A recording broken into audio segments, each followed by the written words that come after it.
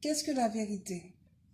Donc, c'est le simple fait de dire quelque chose qui est vrai, qui se vérifie et résiste à toutes les contradictions possibles.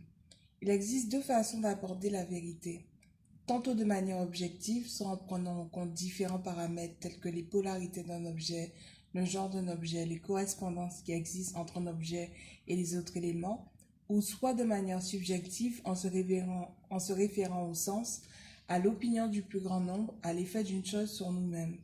Pour exemple, le ciel est bleu est une vérité relative qui se vérifie depuis la Terre, mais dans l'absolu, soit l'espace, on se rend compte que c'est l'effet de différents gaz qui nous permet à notre niveau de le percevoir comme bleu.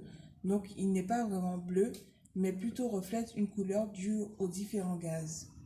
Donc le Kybalion nous enseigne que toutes les vérités sont des demi-vérités, mais cela n'est limité qu'à l'échelle des hommes. Puisque nous ressentons tous différemment les choses, de ce fait, personne ne peut ultimement attester d'une chose. Mais autant existe-t-il un être suprême à l'origine de tout, autant il existe une vérité à l'origine de toutes les vérités, non diluée et difficilement atteignable. Le Kybalion regroupe les plus essentiels, comme le principe de correspondance qu'Einstein a utilisé dans sa théorie de la relativité, mais chacune de ces doctrines ne sont que les effets d'une seule règle immuable.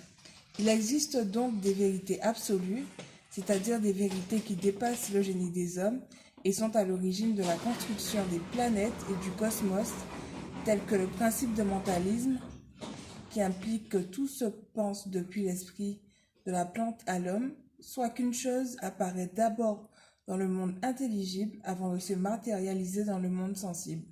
Maintenant, sur le plan mondial, comment comprendre la vérité? S'il n'existe pour les hommes que des demi-vérités, en revanche, il existe des vérités absolues à la base des grandes constructions de notre monde. Autrement dit, si plusieurs pyramides ont pris naissance à différents endroits à des époques proches, telles que les pyramides d'Égypte et Maya ou encore de Chine, c'est parce que certaines vérités générales ont été reçues psychiquement par les architectes antiques au même moment à différents endroits.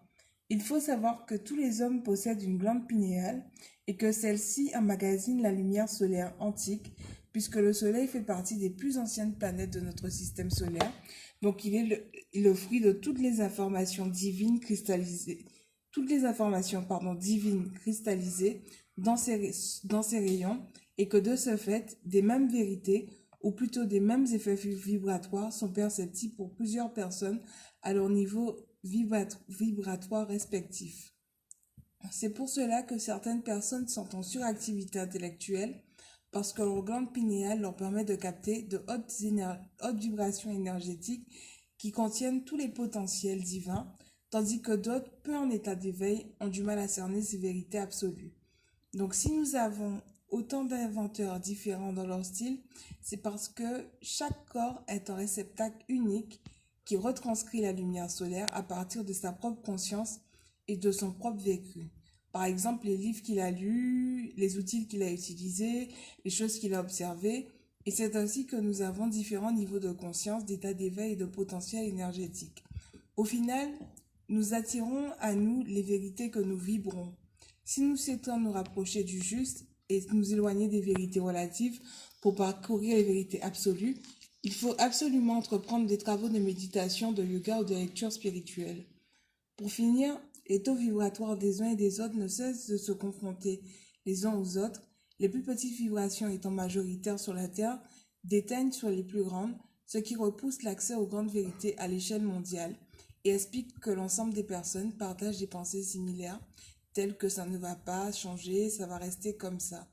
Alors écartez-vous de ce qui ne vous ressemble pas et vibrez avec ceux qui vous ressemblent.